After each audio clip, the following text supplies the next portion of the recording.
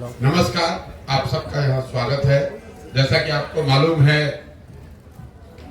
2 अक्टूबर 2022 से जन सुराज अभियान के तहत जो पदयात्रा हम लोगों ने पश्चिम चंपारण के गांधी आश्रम भितिहरवा से शुरू की, उसको अब करीब करीब 18 महीने 4 दिन हो गए हैं। और इन 18 महीनों में पश्चिम चंपारण से चल के पूर्वी चंपारण, शिवहर होते हुए गोपालगंज, सिवान, छपरा, वैशाली, समस्तीपुर, मुजफ्फरपुर, सीतामढ़ी, मधुबनी, दरभंगा, बेगूसराय, खगड़िया होते हुए हम लोग आपके जिले सहरसा में अभी कुछ 10 दिन पहले आए। अभी मैं सहरसा में करीब 15 से 20 दिन और रहूंगा।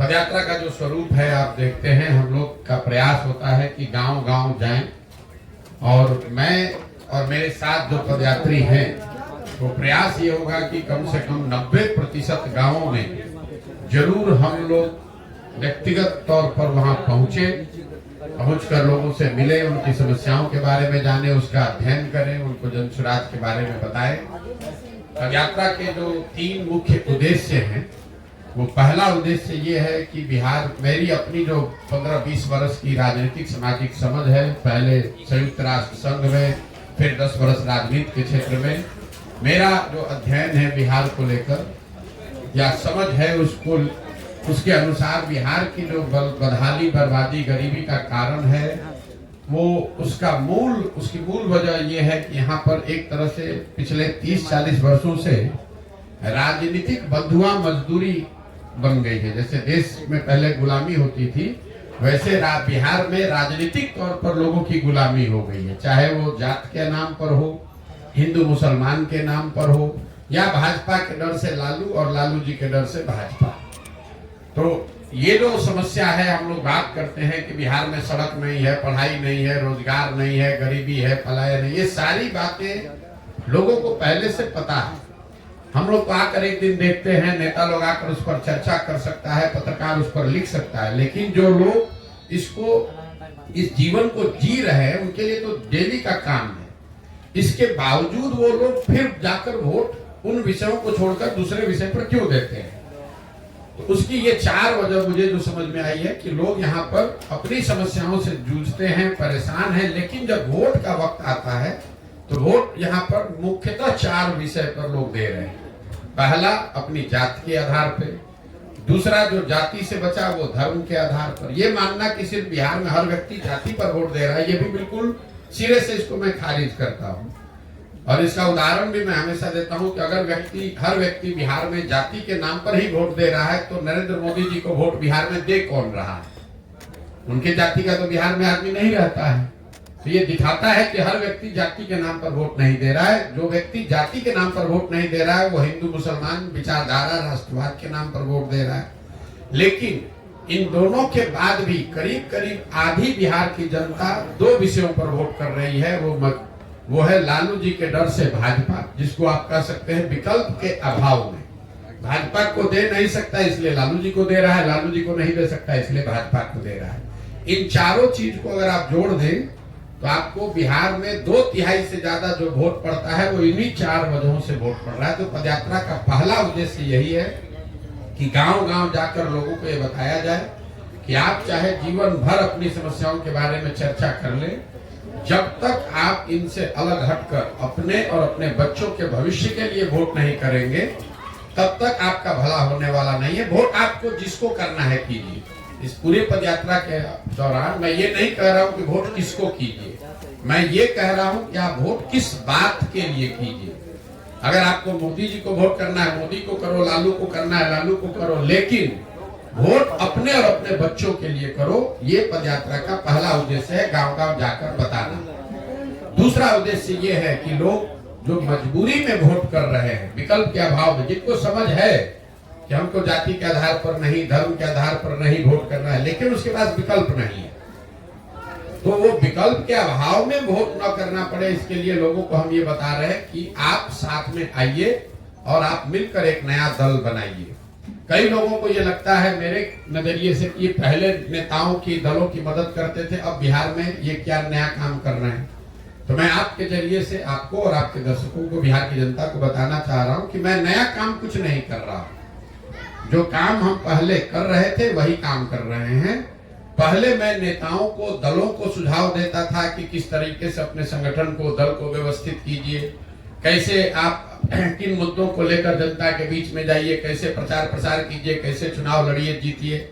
वही काम हम आज कर रहे हैं। फर्क बस इतना है कि पहले दल और नेता के लिए कर रहे थे, अब बिहार के समाज के लिए कर रहे हैं। तो पदयात्रा का दूसरा उद्देश्य है कि लोगों को, समाज को बताया जाए, और जो लोग राजनीतिक तौर पर जागरूक हैं, नया दल, नया व्यवस्था बनाना चाहते हैं, उनको संगठित करके उनकी मदद की जाए ताकि बिहार में एक नया दल, नया विकल्प बन सके।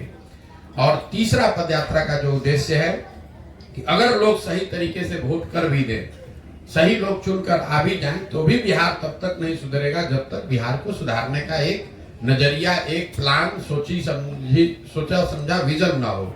तो इस पदयात्रा के दौरान एक लक्ष्य ये है कि बिहार के 8,500 पंचायतों का जमीन पर अध्ययन करके, विशेषज्ञों की राय से, लोगों की सलाह से हर पंचायत का एक 10 वर्षीय योजना बनाया जाए, ताकि लोग ये देख सके वोट करने से पहले कि उनके पंचायत को अगले 10 वर्ष में विकसित बनाने के लिए जन सुराज के पास क्या योजना है, क्या प्लान है।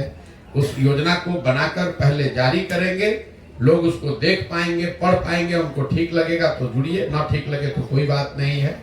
तो पदयात्रा में जो इतना लंबा समय लग रहा है वो इसीलिए लग रहा है कि ये सिर्फ किलोमीटर चलने का मुद्दा नहीं है।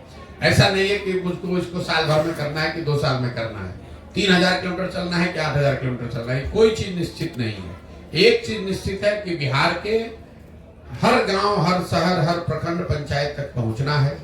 दूसरा चीज निश्चित है कि इन 3 लक्ष्यों की प्राप्ति के लिए गांव गांव जाकर लोगों को जन जागरण के हिसाब से उनको बताना है कि आप अपने और अपने बच्चों के लिए वोट कीजिए। अगर आप नया दल विकल्प बनाना चाहते हैं तो नया दल और विकल्प बनाइए। और तीसरा, हर पंचायत के लिए एक योजना बने। इस पंचायत की योजना में वहां की स्थानीय समस्याओं का जिक्र हम लोग करते हैं, कैसे उस समस्या का निपटारा होगा ये बताते हैं। लेकिन साथ साथ हर पंचायत की योजना में 3 बात जरूर बनाई जा रही है। पहला, कि पंचायत के स्तर पर लोगों के बच्चों के पढ़ने की व्यवस्था अच्छी कैसे की जाएगी। दूसरा, हर पंचायत में 800 से 1200 नए रोजगार के अवसर कैसे पैदा किए जाएंगे। ये आंकड़ा 800 से 1200 इसलिए है कि एक अध्ययन करके हम लोगों ने पाया कि अगर पंचायत के स्तर पर 800 से 1200 नए रोजगार के अवसर पैदा कर दिए जाएं, तो करीब करीब पलायन को यहाँ से रोका जा सकता है।